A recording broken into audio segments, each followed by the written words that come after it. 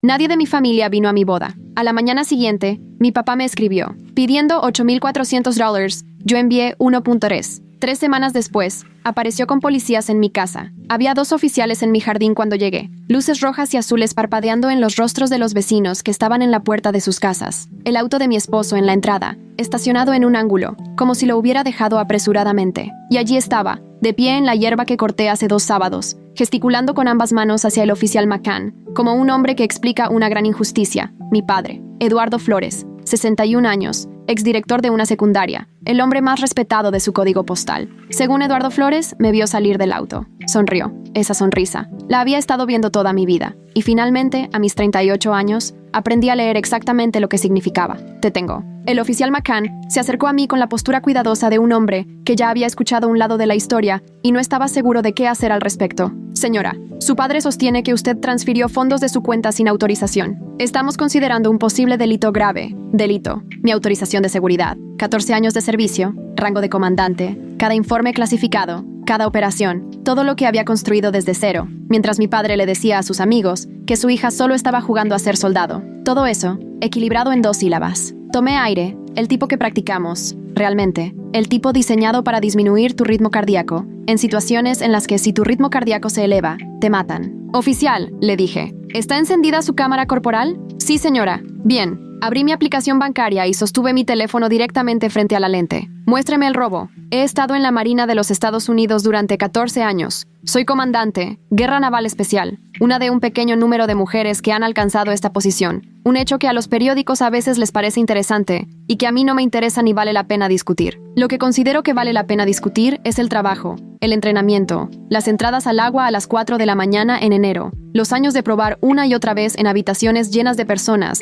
que estaban seguras de que no podía, que sí podía. Mi padre nunca asistió a una sola ceremonia de promoción, no porque no estuviera orgulloso. Te diría, si se lo preguntas, que estaba muy orgulloso, que su hija, la comandante de la Marina, era un gran motivo de orgullo para la familia. Dijo esto en la iglesia, en cenas, en su celebración de jubilación hace 2 años, donde hizo un discurso sobre los valores familiares y los niños fuertes. Se lo dijo a habitaciones llenas de gente. Nunca me lo dijo a mí. Conocí a David Reyes en una conferencia en San Diego hace 7 años. Él era un contratista civil, del área aeroespacial, el tipo de hombre preciso que nota cosas que otros pasan por alto, y dice muy poco al respecto hasta el momento en que lo que ha notado se vuelve importante. Tenía ojos oscuros y un apretón de manos que duró exactamente el tiempo correcto, y me preguntó 3 minutos después de comenzar nuestra conversación qué encontraba más difícil sobre mi trabajo. No qué hacía, sino qué me parecía difícil. Nadie hace esa pregunta. Le dije la verdad, lo que sorprendió a ambos. Estuvimos comprometidos 11 meses después. Llamé a mi padre la noche después de que David propuso.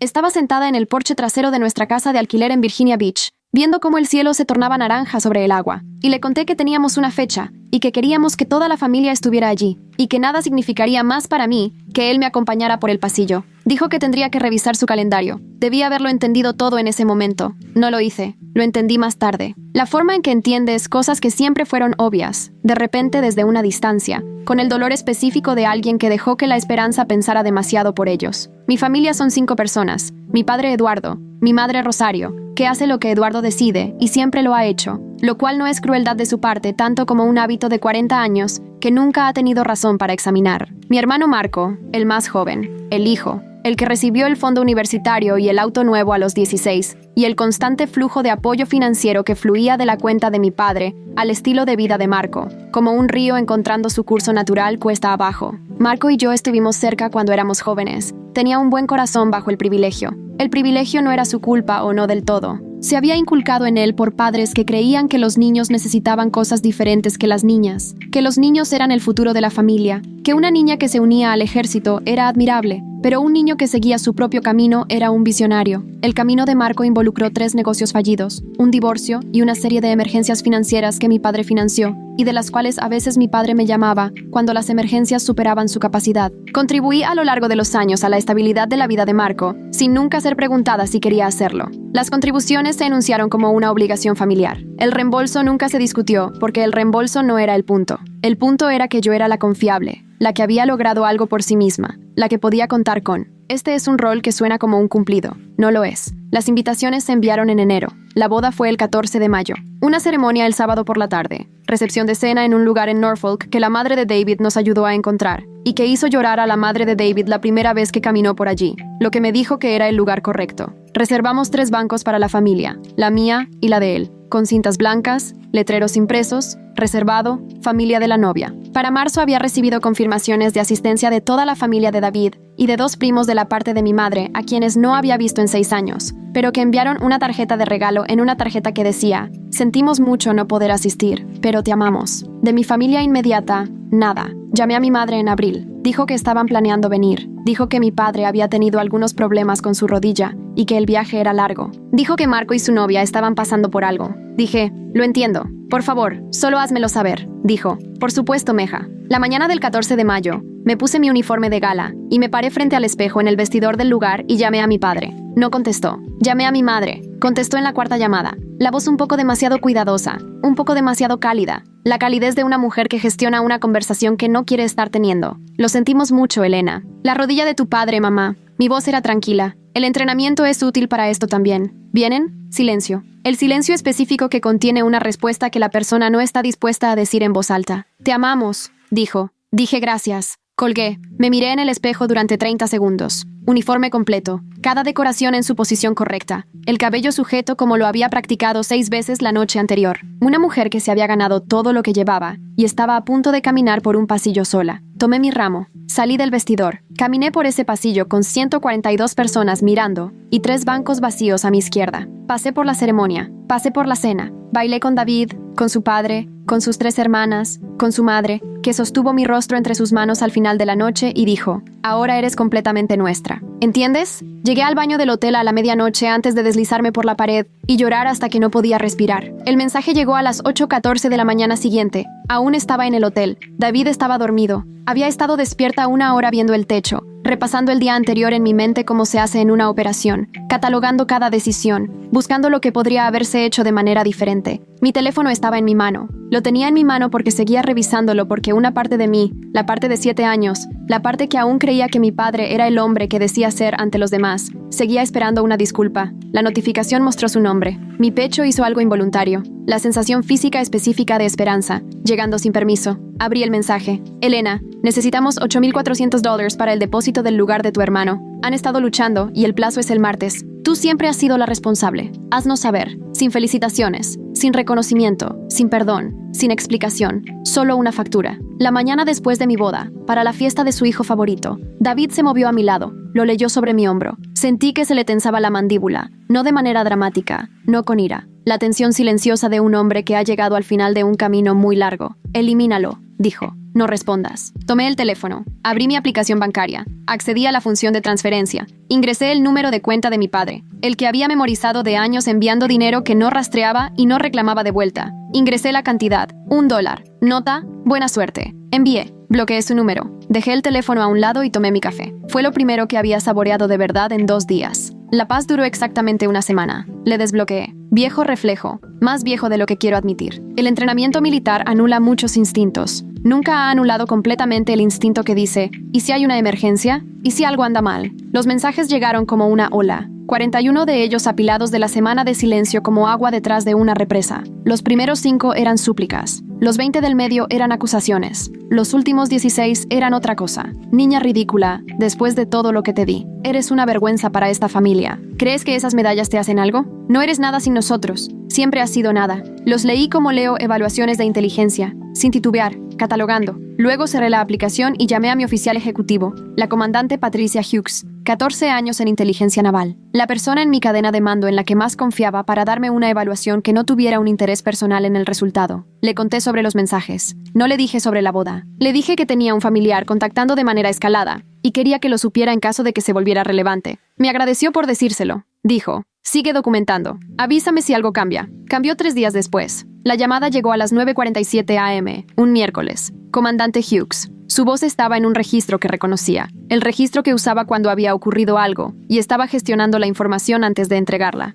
Señora, su padre estuvo afuera de la puerta 4 esta mañana. Hablaba con el personal ahí. Preguntaba sobre su horario, su asignación de edificio, sus horarios de llegada diarios. La ubicación de un comandante de la Marina no es información pública. Hay personas cuyo trabajo es asegurar que siga siendo así. Lo que mi padre había hecho no era una disputa familiar, era una amenaza a la seguridad. Lo informé formalmente esa tarde. El teniente comandante James Okafor, seguridad de la base, Estación Naval de Norfolk, 15 años en la aplicación de la ley militar. Escuchó el relato, revisó los mensajes que había documentado y abrió un informe formal de incidente. Fue metódico y directo y completamente despojado de sentimiento, lo que era exactamente lo que necesitaba. Comandante Flores, dijo, usando mi rango de la manera precisa que significa que el rango es el punto. Esto se documenta como una potencial amenaza a la seguridad de un miembro de servicio. Quiero que entienda que esto ya no es un asunto personal. Entiendo. ¿Tiene una dirección de residencia actual que sería accesible para este individuo? David y yo teníamos una casa en Norfolk. No era secreta. Mi padre había estado allí una vez hace 4 años. Una visita que duró 40 minutos y consistió principalmente en Eduardo caminando por cada habitación,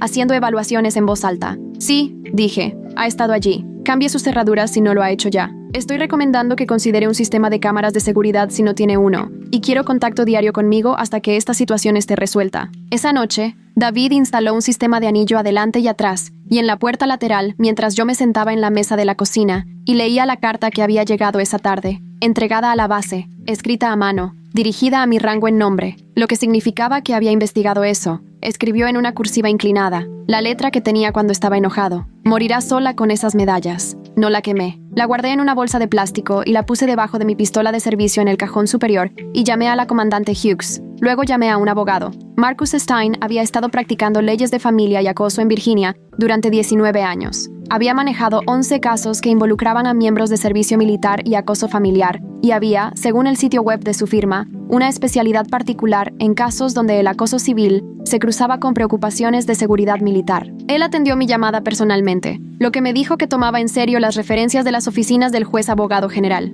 Le conté todo, cronológicamente, con fechas y cantidades, y la documentación que había estado manteniendo desde que llegó la primera oleada de mensajes. Escuchó sin interrumpir, que es una disciplina que la mayoría de la gente no tiene, y que los abogados desarrollan a lo largo de los años al entender que el cliente que habla sin interrupción te dirá cosas que el cliente que constantemente hace preguntas nunca lo hará. Cuando terminé, guardó silencio por un momento. Comandante, tiene varias cosas ocurriendo simultáneamente. Tiene acoso financiero documentado, el mensaje solicitando dinero la mañana después de su boda. Tiene comunicación amenazante documentada, la carta. Tiene actividad de violación de seguridad documentada, la visita a la puerta 4. Estas no son el mismo tema legal, pero están conectadas, y conectarlas es lo que hace viable una orden de restricción. Quiero la orden de restricción. Tendré un borrador para usted el jueves. También quiero señalar algo. La violación de seguridad en la base puede desencadenar la participación de Jack. Eso no es algo malo. Significa que el aparato legal militar está de su lado, pero es otra parte en la mesa. Sé cómo manejar a las partes en una mesa. Hizo una pausa. Creo que estaba decidiendo si eso era una broma.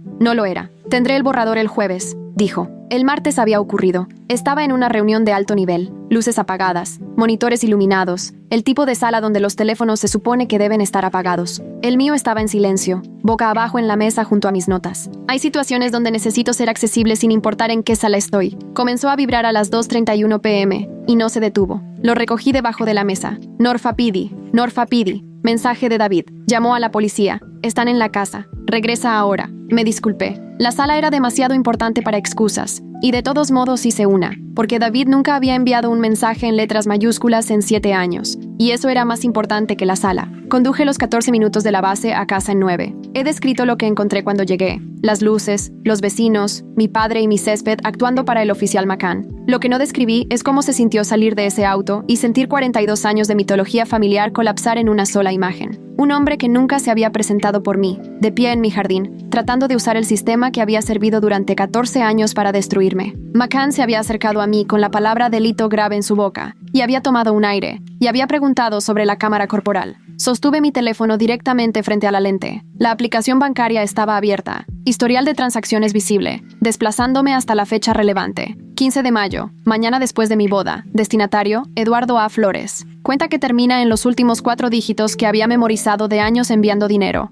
Monto, $1. Nota. Buena suerte. McCann miró la pantalla. Era un hombre cuidadoso, 40 y tantos. La mirada de alguien que ha estado haciendo esto el tiempo suficiente para reconocer cuando le han dado una historia que no se sostiene. Miró la fecha, miró el monto. Miró al destinatario, que era la cuenta que mi padre le había dado como la fuente de la supuesta transferencia no autorizada. Miró a mi padre. El rostro de mi padre se había vuelto del color del concreto viejo. Esto no es un robo, dije. Esto es $1 que envié a la cuenta de mi propio padre con su número de cuenta. Desde mi cuenta, con mi autorización. Esa es la definición de lo opuesto a un robo. Hice una pausa. Lo que esto es acoso. Y estoy presentando un informe. La voz del oficial McCann, al volverse hacia mi padre, tenía una calidad diferente que la voz que había usado conmigo. Aprehensor. La frialdad específica de un profesional de la ley que acaba de darse cuenta de que ha sido utilizado. Señor Flores, presentó un informe falso y desperdició los recursos del departamento. Esto es un asunto civil. Y el informe que presentó no se apoya en las pruebas que proporcionó. El rostro de mi padre se agrietó en etapas. Primero la confianza, luego la compostura, luego algo debajo de ambos, algo crudo e indeterminado que nunca había visto en su rostro antes, y había estado mirando su rostro durante 42 años. Ella está mintiendo. Se adelantó.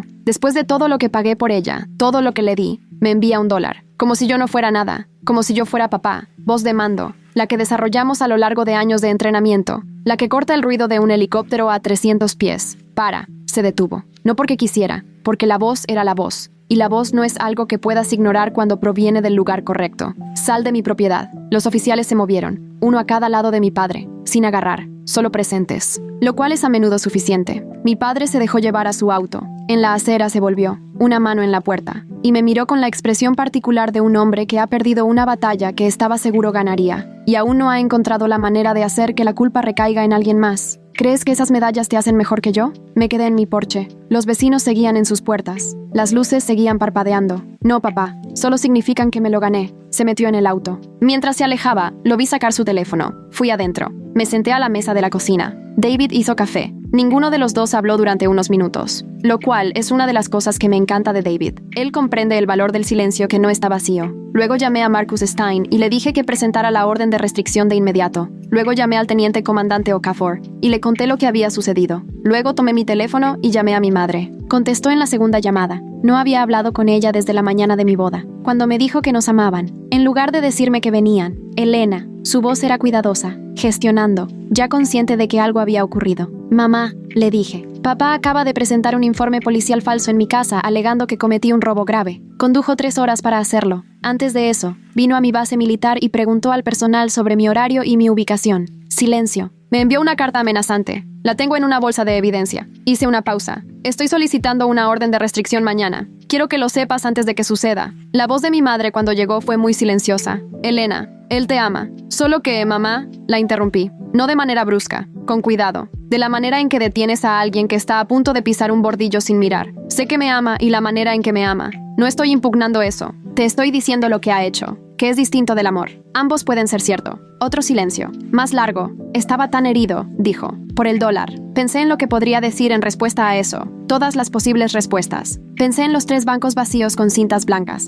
El baño del hotel a la medianoche. El texto a las 8:14 a.m. La mañana después del día más importante de mi vida. Pidiéndome $8,400 para la fiesta de mi hermano. Adiós, mamá, dije. Te amo. Colgué. La orden de restricción fue concedida un jueves por la tarde por la juez Patricia Wren, del Tribunal de Circuito de Norfolk, quien revisó la documentación presentada por Marcus Stein y emitió una orden de protección de 2 años que requería que Eduardo Flores mantuviera una distancia mínima de 500 pies de mi persona, mi residencia y mi lugar de trabajo. La presentación del informe falso resultó en una citación formal de ED de Norfolk y una anotación en su sistema. Marcus Stein presentó una copia de la citación al Tribunal de Circuito como evidencia corroborante para la orden de restricción. El oficial McCann, quien había presentado un detallado informe de incidente propio tras el encuentro, incluyendo un resumen de las pruebas bancarias mostradas en cámara y el comportamiento de mi padre al confrontarlo, fue listado como testigo corroborante. El informe de incidente del teniente comandante Alcafore sobre la violación de seguridad en la puerta 4 también fue presentado.